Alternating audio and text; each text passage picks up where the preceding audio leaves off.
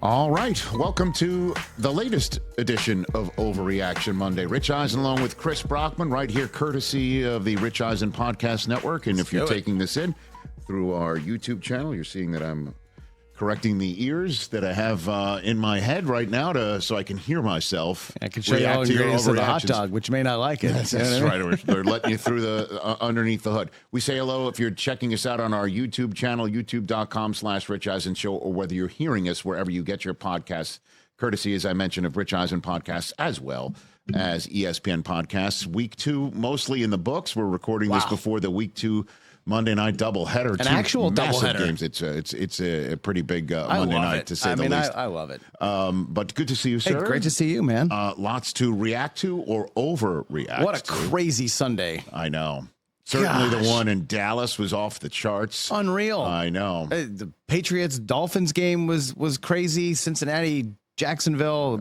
For other reasons as well. Yeah. So let's go ahead and hit it. Let's a Week 2 edition of Overreaction Monday. Go ahead. That was terrible. That was crap. That was garbage. This place sucks. Overreaction Monday. All right, Christopher, what do you have for me over there? Honestly, let's start in Cincinnati, Rich. Yes. Crazy game there, crazy finish. Bengals pull it out. They're 2-0 for the first time in a while. But the news Monday morning, Joe Burrow's going to be out 3 months at least. Surgery on the turf toe, torn ligaments there. The Bengals should call the Falcons for Kirk Cousins. I don't think so. I think Jake Browning is one of the best backup quarterbacks in the National Football League. Yeah, he tried to give it away, though. 3 picks. No, I understand that. The guy, didn't think he was going to be play, in there, obviously, and he took care yeah. of business. And brother, I got to tell you, if you had told me going into this game that Jamar Chase would wind up in this contest with 14 catches for 165 yards and a receiving touchdown, I would have said, well, he and Burrow are on the same page. Yeah, certainly, blowout. if you told me that the Bengals are now 2-0 for the first time since 2018, and those 2 wins are double the number of wins they had in weeks 1 and 2 combined over the first 6 years of Zach Taylor's tenure. Oof. If you had told me all that, I'd be like, this is great. Burrow and Chase. It's great. There they are, peanut butter and jelly. Bengals, leading AFC North leaders. Peaches and cream. And keep going. Brother, Jake Browning. Hall & Oates. We heard about Jake Browning from our guy, Jordan Palmer. Yes. And I'm going to call him our guy, even though he's on a bunch of other shows. But Jordan Palmer came on when Burrow went down a couple of years ago and said, everything's going to be fine. Mm-hmm. Now, obviously, Jake Browning isn't a guy that the Bengals want to have starting 3 months. I understand that Joe Burrow is Joe Burr, and a lot of people are looking at him having an MVP season this year, yada, yada, yada. That's not going to be the case. 100% Jake Browning can handle the business for 3 months, and there's no reason for them to panic and go and grab Kirk Cousins for, again, Atlanta isn't going to just go, oh, yeah, let's go for a 6th, conditional up to a 4th. That ain't going to be it, man. I would be surprised if it is that light in terms of what the Falcons would be asking. Overpay. Back. Take on the money. I mean, you have a chance here to win this division, get a home playoff game. You're 2-0, and you have all the weapons. You paid all these guys. Trey Hendrickson was everywhere on Sunday. I just think you just go for it. I think Jake Browning is better than a third of the starting quarterbacks in the NFL. Interesting. I think Jake Browning knows this offense. I think Jake Browning knows these receivers. They have worked together. They have won together. I would at least give Jake Browning a little bit of a run here. Because, again, the trade deadline's not for another few weeks. You're going to Minnesota. We saw how Minnesota struggled all 4 quarters this time with J.J. McCarthy. Yeah, Minnesota's really only played one good quarter. Sunday night. Cincinnati then goes to Denver, home for Detroit, at Green Bay, and then you've got Pittsburgh on a Thursday night. Okay. Tough. Those are very yeah. It ain't easy. Yeah. But any schedule in the AFC North or the NFC North this year is not easy because they play each other and they play their own divisions, which are arguably the best divisions in football. So your schedule is not going to be simple. If Jake Browning just decides to, just regress and poops the bed, then maybe it's something you consider.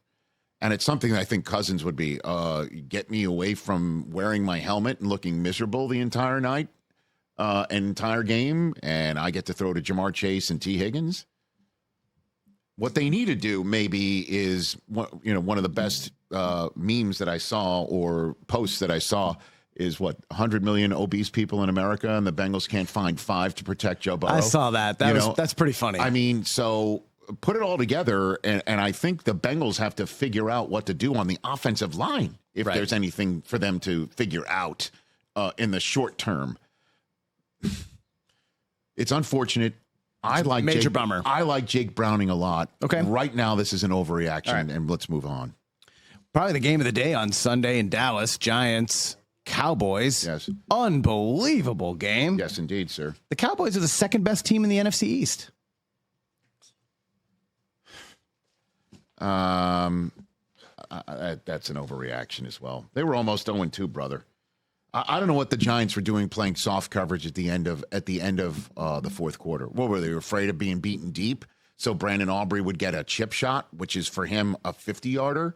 Like, you got to 64 looked kind of chippy as well. Let me tell you something, man. That thing was good for. Out of everything to nitpick in that game, and this is a nitpick because Russ looked superb, and you got to give it up to him. I will later on. Okay, good.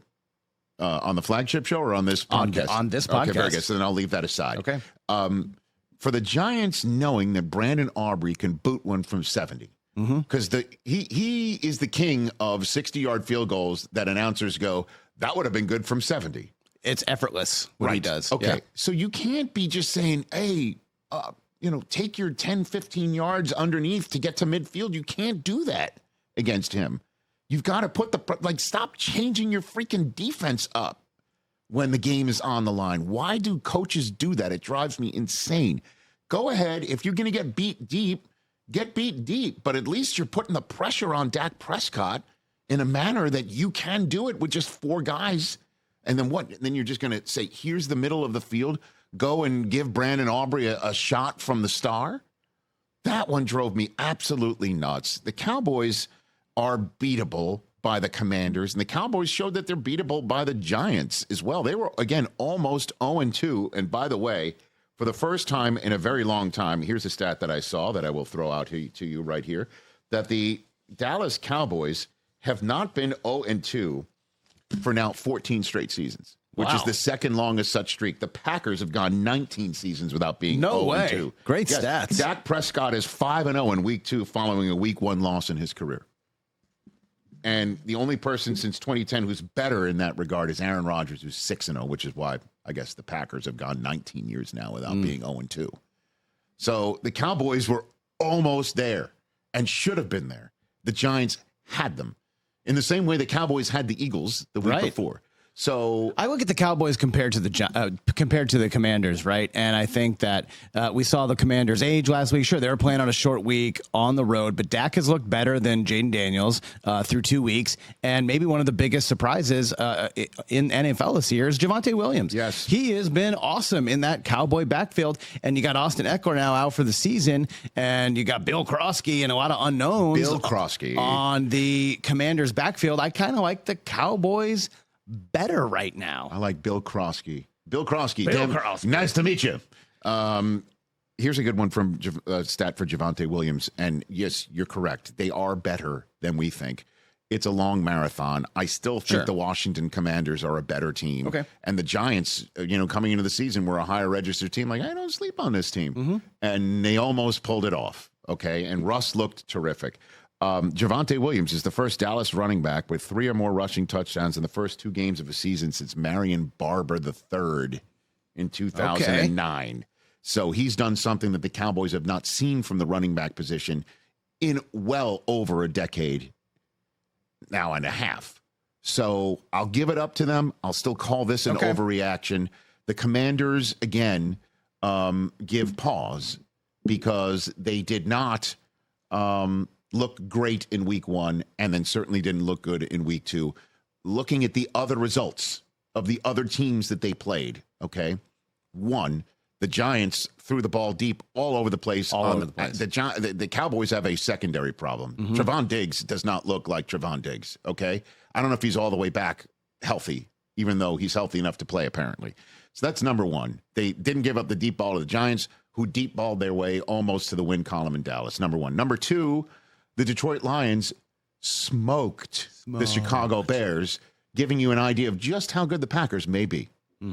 So let's give that benefit of the doubt now to the Washington Commanders. Okay. And move on and call this an overreaction. Okay, well, you just mentioned how the Lions did the Bears. Let's talk about the Bears. Yes, sir. Bears might have a quarterback issue, Rich. If the Bears start 0-4 or whatever record you want to think about, you're really going to go with what our call screamer Adam Chudwin said after the Week 1 loss. Are you going to say Tyson Bagent? They should think about Bryce Young-ing Caleb Williams. Sitting him. Let's take a little pause. Let's take a little break because something's off. We need to hit the reset button. You need to pull the cartridge out of the Nintendo and blow on it for a little bit and plug it back in. Look at you. Like something is missing here. We know the talent's there. Obviously, number one pick, Heisman Trophy winner. He has plays where you're like, wow, no one else in the league can do that. But it's just not really clicking so far through 20 games. One of the things I love about having Kurt Warner on Wednesdays every single week is not just because he's a great human and a friend and a Hall of Fame quarterback who knows what he's talking about, but he also breaks it down in such a simple way. He came on last week and he said, I just don't know if that overthrow of DJ Moore is completely on Caleb Williams. I think DJ Moore ran the wrong route. And sure enough, we found out that DJ Moore did not run the route that he was supposed to. Okay. And Caleb saw in the middle that he was breaking long, and it's not easy to adjust on the fly, and he airmailed DJ Moore. So I'm gonna be hesitant to put it all on Caleb Williams. Okay, it all can't be on this kid. And Rome Odunze looks terrific. He and Odunze have a connection. He looks like their wide receiver one. With everyone else, though, he has zero connection. That's an issue. And that means Odunze's option one. When option one's working, it's great. When he's off of option one, it's not looking so good. And that's apparently the processing that he and Ben Johnson are working through together. So if they start 0-4, or whatever. And I understand that. I understand that if they bench Caleb Williams and say, here's Tyson Bagent and look how good he is, can they eventually come back around and redeem him? And the only reason why, if you recall, Bryce Young got a chance at redemption is because somebody hit Andy Dalton and his family in a car. Thank God, not seriously in the long run. So I don't know when they would reinsert Caleb Williams because I'm assuming Bagent would run the offense better. I don't know. I was just saying, pick a number out of the hat. But if they're 0-4, 1-5, or whatever, like they're not going to make the playoffs. So why not hit the reset button on this kid? But that's the question: is the reset button means you'd put him back in? When would you do something like that? How would you do something like that? Yeah, Thanksgiving, let him finish out the year, and then get a full on off season and go on to 2026. That's a tough one. The second half has been terrible. Twice now. In Chicago's next games, let's see if they're home for Dallas. Okay, thank you, sir. It's on the screen. At Vegas, there's a bye. There you go. Washington, home for New Orleans. There you go. What do you mean? In a bye at 0-4, you come out of the bye and you put Tyson Bagent in Washington? Yeah. No. I just don't think you're going to put Bagent. It's funny. Where everybody looks at the New Orleans week as the week to maybe make a change. That's what everybody was pegging for Week 5 for the Giants with Jackson Dart. They've been a tough out the last couple weeks. I'll just call this. I'm just looking at this schedule and I'm like, where are the wins? I'll just call this not an overreaction. Okay. Ooh. I'll agree with you here. Whoa. Because Bryce Young has been, at least last year. It hasn't looked good already for the first 2 weeks for Carolina this year. But I think Caleb is more talented than Bryce Young. I do too. Okay, so I just don't think so. You know what? I'm gonna pull this one back. I have my finger on the chess piece. You were just I'm gonna kinda call this an moving around. overreaction. Okay. Give Ben Johnson's got a long-term contract. This kid is gonna have at least 3 more years. They're gonna pick up a 5th-year option. It's not gonna be a total disaster in Chicago because he does have that much talent. You just got to give it a year. Give it as much time as possible, and deal with the slings and arrows and all the questions and everything else, and it'll turn around. So I'll just say this is an overreaction. You got to give him and Ben Johnson enough time, and 4 games ain't it. Okay. Let's move on. Is 2 games enough that you've seen enough of Joe Flacco? Because the Browns should start Dillon Gabriel this week. That was not good on Sunday. Home against Green Bay? No way. No way. No way. And then at Detroit, home for Minnesota? No way. But now you're looking at 0-5. And then what? And then what? Then you start looking at next year. That's what you do. Wow. Yeah, man. First week of October, and you're thinking about next year. Yeah. You're the king of like tank for this guy, tank for that guy. I am. It's going to be a great quarterback class coming out next season. Great. So assure yourself of having it. How about that? How about that? And Dillon Gabriel will have more than enough time in the back end of a year to figure it out. Kid looked okay in some mop-up duty yesterday and a nice touchdown pass. I know. Quinshon Judkins had a nice game as well. He is a player. There's a reason why they took him. I know. Where they did. The problem is the defense gave way in the second half, man. And they got it done. And Derrick Henry had, by the way, non-existent. I mean, only 2 carries for Lamar Jackson. I have a stat on that regard. It's the lowest. It's just 2 fewest in a start for Jackson in 3 years. Derrick Henry, it's the fewest rush yards he's had as a Raven. The Ravens had the fewest rush yards in a game in 4 years. Only the second win in franchise history with 45 or fewer rush yards. So the Browns' rush defense got it done. But Lamar is just freaking Lamar Jackson.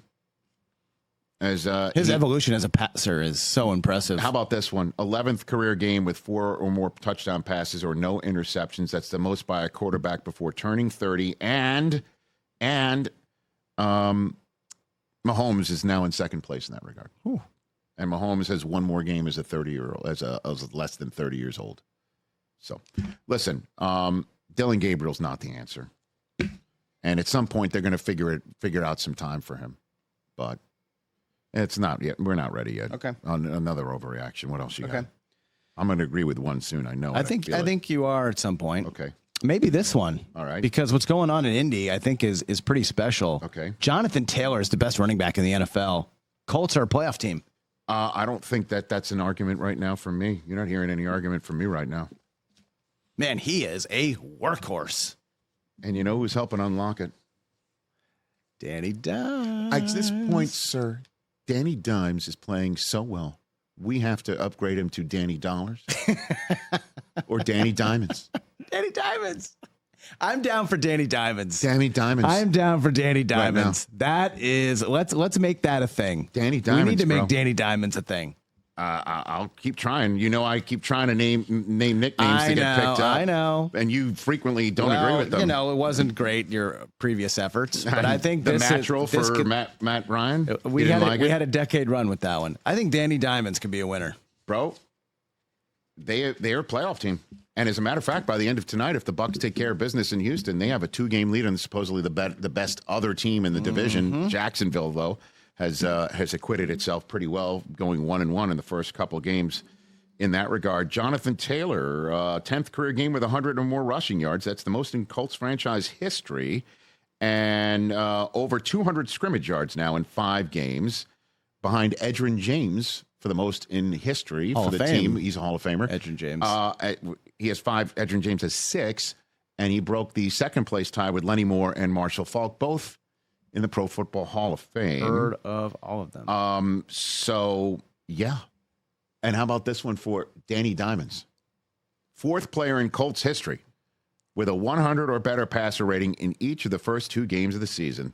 The other 3 are named Captain Comeback, Jim Harbaugh, in his Captain Comeback year. Hey.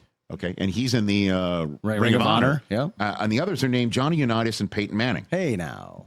Danny Diamonds. Under pressure makes Danny Diamond. And Pierce is catching balls, and Pittman's catching balls, and our guy Tyler Warren is catching absolute footballs. Monster. Tyler Warren, absolute monster, has the most receiving yards in his first two career games in the Super Bowl era for the Colts organization. He just beat T.Y. Hilton's record. Whoa. So, yeah, man. Now, listen, they just had 2 games at home. Sure. But they took care of business in both. And they beat, everyone's Super Bowl darling, Denver. Now they're going to Tennessee.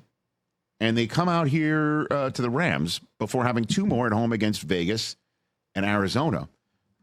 So being off, they're off to a 2-0 start for the first time since 2009. And is there any question they made the right move, telling Anthony Richardson, you're sitting and here's Daniel Jones? Through 2 weeks, no, absolutely. And Jonathan Taylor, best running back in the NFL, and the Colts are a playoff team, is not an overreaction. I have bought one. All right. What else you have? Well, I think our streak ends at 1. Okay. Week 1 was... So sad to hear that. Yeah, I know. Look, it wasn't good last night for your guy. And week 1, unfortunately, Rich, fugazi-McCarthy. The Vikings made a big mistake blowing up a 14-win team for JJ. Stop it. He's had one good quarter out of 8. Understood. And he looks lost. Yep. And I will just, and you could sit here and say I'm making excuses for one of my favorite Michigan Wolverines of all time. Okay, and I'm a big fan too. Really like good. That kid. I understand. But short week. Monday Night Football games, teams who play on the road usually struggle the next week. Yeah. Habitually. It's not like, again, Chicago to Minnesota was a long flight, but I understand. He also, on Thursday, was in the hospital watching film on his phone because his fiancée was giving birth to their first child.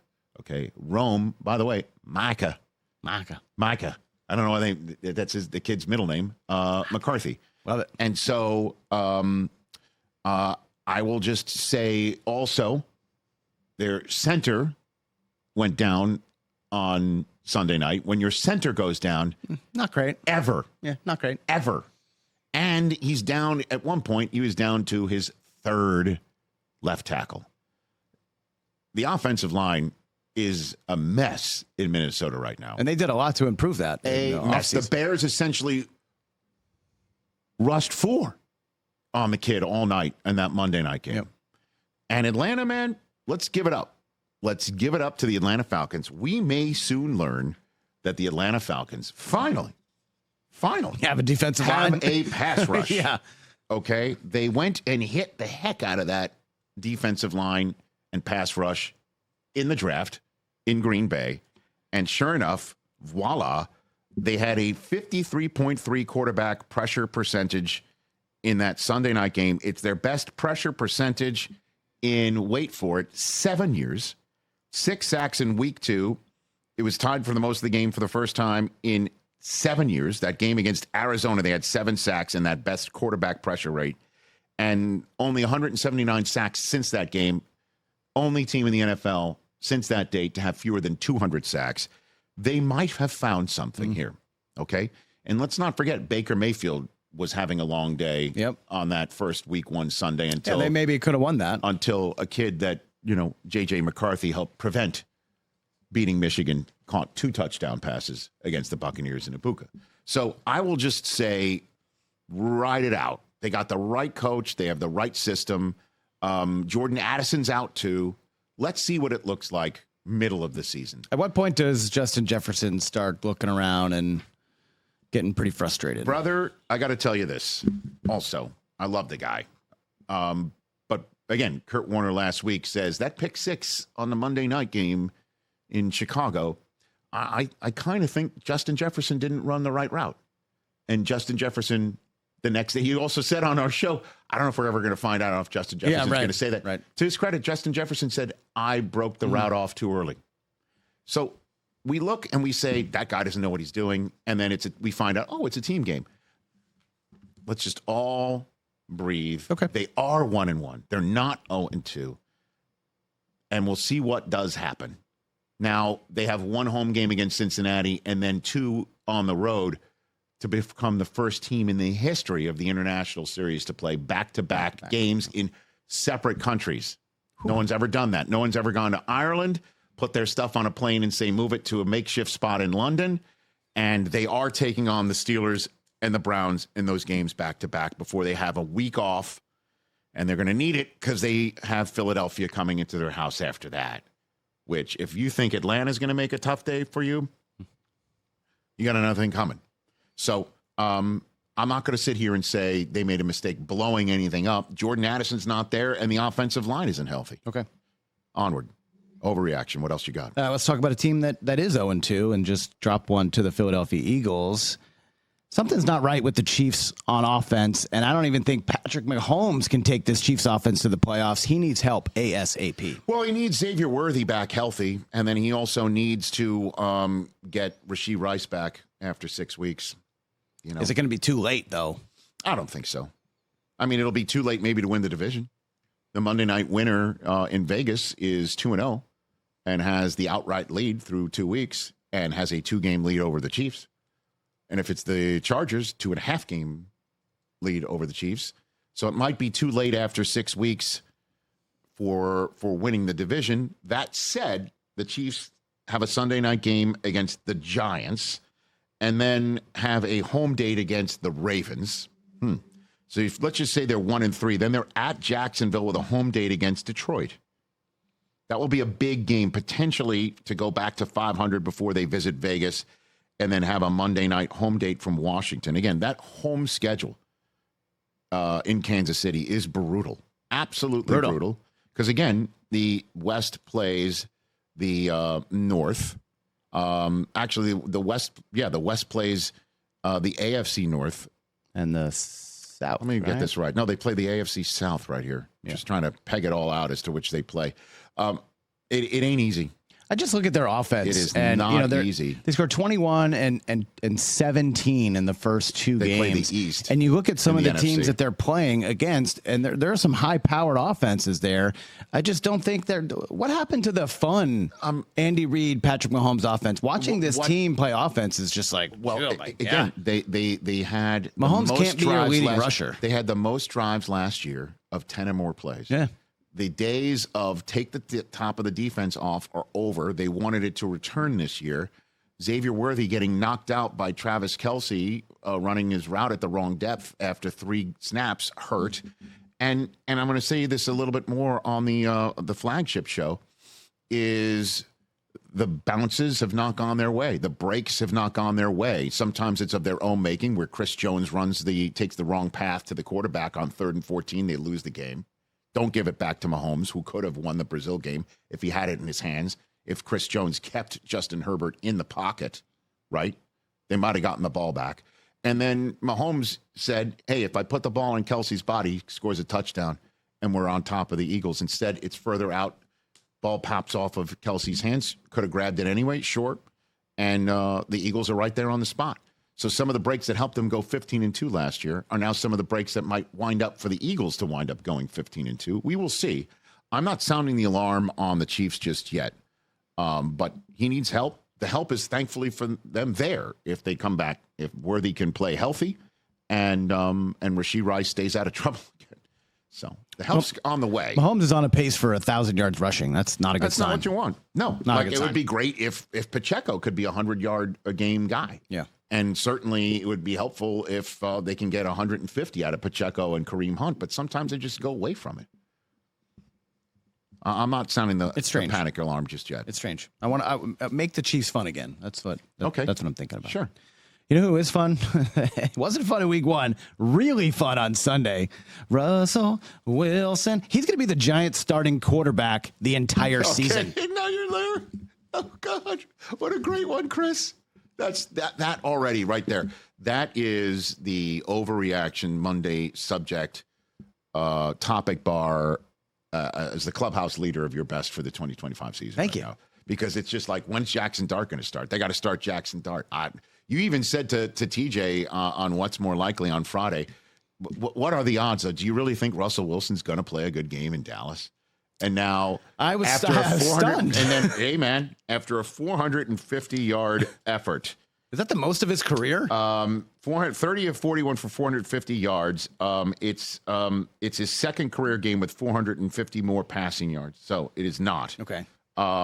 And he was just, I mean, let me tell you something. he may throw the best deep ball of anybody I've ever seen. The moonshot. But it's not just a moonshot. He is just the king of, like, when he hit Wan'Dale Robinson, it looked like the one that Curse caught. To beat the Patriots? Yeah. No, the one that Curse caught in Seattle as a walk-off win in the playoffs. I mean, he is just unbelievable. I texted the group. I know. He makes it look so good. I texted the group when he's marching down the field to try and put the Giants up with time to spare in the game. I said, there's going to be a Hail Mary attempt coming because he's the king of the Hail Mary. And then boom, he hit Robinson. Amazing. And, dude, that was fun. He was 7 for deep passers. Okay, this is the stat of deep passes. It's 20 more yards.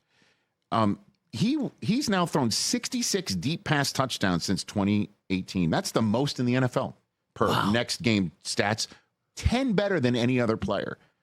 7 of 11 for 264 yards and 3 touchdowns and 1 interception. Well, the interception was so bad on the passing. Yeah, in overtime. I mean, he was just kind of. He thought Neighbors was running a post there. I don't know. I'm also going to give him a little bit of a break here. He was on snap 90 of his day. Yeah. He's unbelievable. But this is what I want the Chiefs to look like. But to sit here and say this is going to be so consistent and the Giants are going to win so many games that Jackson Dart is going to be sitting, that you're going to basically say, so if Russ can do it, why can't Jackson Dart throw deep? Nobody throws deep like Russ. Actually, I'll say this. He and Aaron Rodgers throw some of the greatest deep passes I've ever seen. And Russ saying, I've still got it like that. Good for him, man, because nobody outside of his house was confident that it was going to happen. And I bet that even includes the Giants coaching staff who deep down were thinking, what's our package for Jackson Dart? They'll never say it publicly. And I might be wrong to assume it, but that's an overreaction. I would love for it to be nothing more. And then there's a Jackson Dart full season being seasoned and they turn him into Jordan Love. You know what I mean? Yeah. It's so rare to have a rookie not play. I think Jordan Love and J.J. McCarthy are the only rookie quarterbacks to be taken in a first round in the last 10 years to not play and start a game their entire rookie season, because Mahomes wet his beak in the final regular season game of his rookie season against Denver. I'll just call this an overreaction. Look, that's fun to see because and that's Sunday night. This coming week in week 3, it's Chiefs Giants, and that gives that game a little bit more juice. And that's kind of what I was talking about in my previous overreaction. Can the Chiefs offense keep up with that Giants offense we saw yesterday? And I don't know if they can. Well, the Chiefs have a much better. I mean, there's nobody like, Trent McDuffie sitting in that secondary for Dallas. For Dallas. Yeah. I mean, Dallas also just signed Jadeveon Clowney, hoping he can get some pass rush. You think Chris Jones and Karlaftis and crew might be able to get some pressure? Yeah, in a way that the Commanders did in week 1? Gives that game a little more juice, that's all. The Chiefs are just a better team than the Cowboys. I know that they have a better record. I agree. Come on now, man. All right, 2 more. Yes. Let's finish up. Let's talk some quarterbacks. Mac Jones is an ex-Sam Darnold. He's going to be a starting quarterback in 2026 Dude, he may save you from the guillotine, right? And the guillotine league. I need some help the tonight. Pasquantino If anyone wants to help me, limit Nico Collins tonight, contact me, please. I mean, the Bucs defense may help you on that front. Mac Jones looked good, man. 3 tutties, almost 300 yards, and the Niners go to 2-0. This is why people want to go to the Shanahan system and say, I will be a backup quarterback there because I might have a chance to play, and plus I'm going to get some much needed coaching up. And talk about a reset button. He certainly got to hit a reset button right there as he becomes the first quarterback besides Brock Purdy to start and win a game for the 49ers since Purdy became the 49ers starting quarterback. He did something that even Darnold couldn't do. Joshua Dobbs nor Brandon Allen were able to do. It's the first time they got a win when Purdy couldn't make his start. And, he looked good. 26 of 39 for 279 passing yards. The 3 touchdown passes tied a Jones career high. And he did what you need to have your backup quarterback do, which is go in and win a game you're supposed to win on the road. And now the Niners are 2-0 coming home after two road wins, including a division win. So they're set up nicely. And I can't push back on this. I can't sit here and say if somebody needs a new starting quarterback in 2026 that they won't say, Look at what Darnold did. Let's take Mac if you're, Jones. If you're saying, I'm not gonna sit if here you're and say saying this is Jake crazy. Browning is a better starter than a third of the league, why can't Mac Jones be a QB1 next year? I'm not going to sit here and deny this. Okay. I'll buy it. You got one more? I got Finish one more. This up? Let's finish up. And I want to talk about probably the best team in the NFL, even though they played last Thursday. I want to talk about the Packers. I want to talk about their quarterback, Jordan Love. He's going to finish no lower than second in MVP voting this season. I can't argue with this. It's his time. I can't argue with it. How can I argue with it? How can I sit here and say absolutely you're out of your mind? No, I can't. I mean, and plus the defense he has is going to put him back on the field and a lot. He's going to give him some short fields. He's going to give him some leads, play from in front. You know, the run game is there to support him. The offensive line stays healthy. He can stand upright. He hasn't been nicked up in the first 2 weeks like he has in previous seasons. Good point. I mean, he's set up right now. And if you think MVP comes from a 13 or 14 win team as it does traditionally, he's off to a nice start. Certainly the Packers look like a 14 or 13 win team. Packers look like the best team in football through 2 weeks. But you don't hang a banner for that sort of stuff. I understand. You do not? But how can I sit here and say, no, come on, man. I mean, Jaden Daniels is going to come from in front. If Jaden Daniels, just for example, or Jared Goff, who finished top 5 last year. Goff was unbelievable yesterday as well. If it becomes apples to apples, it's like, well, who beat whom?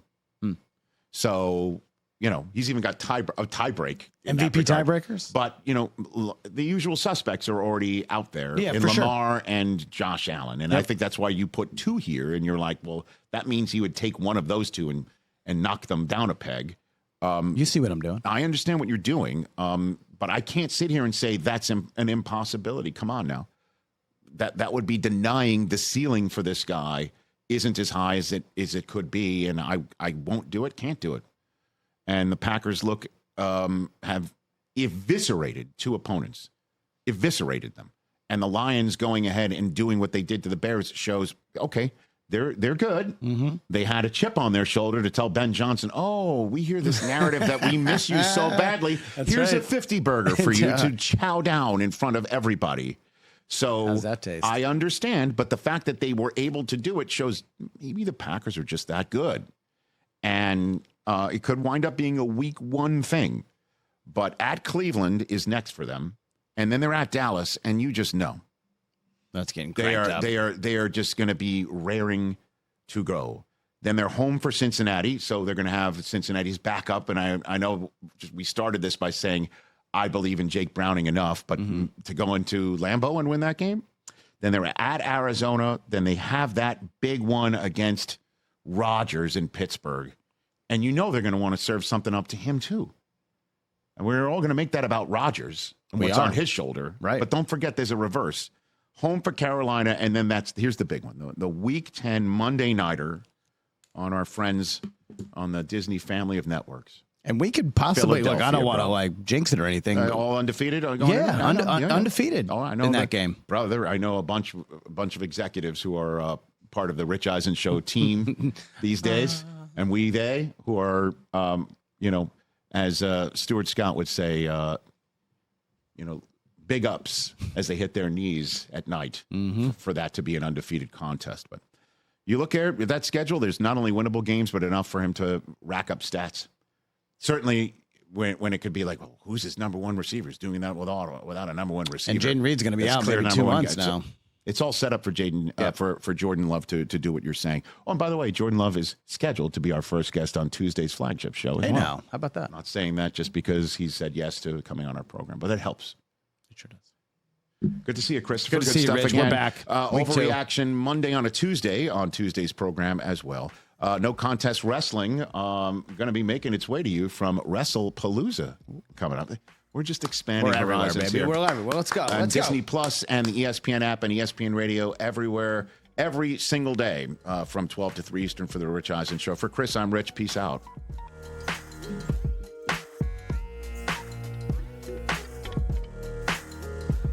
Hey, you made it all the way to the end. Thanks for that. Check us out every single day streaming live on Disney Plus and the ESPN app 12 to 3 Eastern.